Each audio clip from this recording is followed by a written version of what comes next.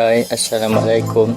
So, hari ini saya akan ajarkan cara untuk install satu software yang boleh anda gunakan untuk screen capture laptop atau PC anda. Antara software yang kita boleh guna adalah OBS Studio atau export gambar. Tapi hari ini saya nak kongsikan software yang lagi menarik yang boleh anda capture screen dan anda boleh edit sekali, iaitu Wondershare Demo Creator. So, kita search dulu Wondershare Demo Creator yang crack.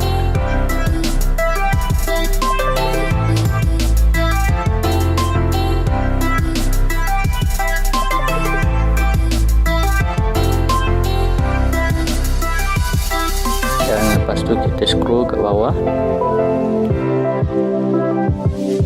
cari button download, dan lepas tu kita buka dan download demo creator dan download file yang lain.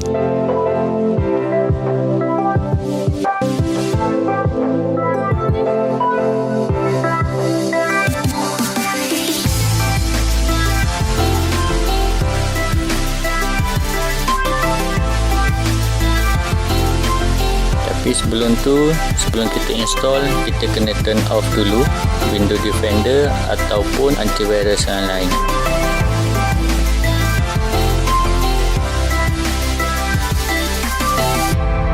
So, kita buka instruction dan baca macam mana cara untuk install.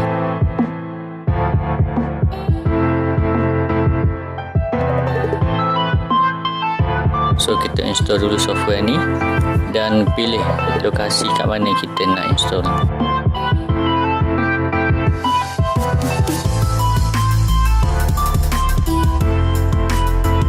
Dan selepas tu kita install.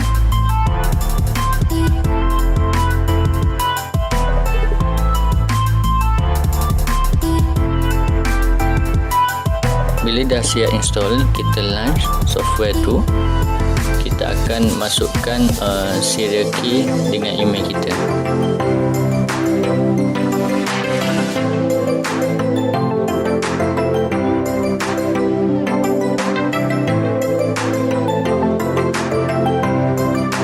Kita copy kita punya lesen key.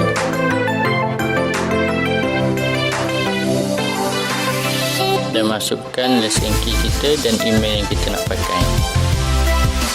Dan lepas tu kita tekan register. Okey, dah siap dah. Untuk start merekod, kita hanya tekan button merah ke atas. Lepas tu kita boleh pilih record mode kita, sama ada full screen, screenshot ataupun manual.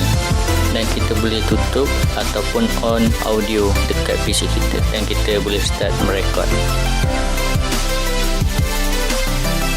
Dan kalau kita nak stop kita punya rekod, just tekan F10. Dan bila kita habis merekod, kita boleh preview kita punya rekod dan kita boleh edit. So, itu saja cara untuk kita install software Wondershare Demo Creator.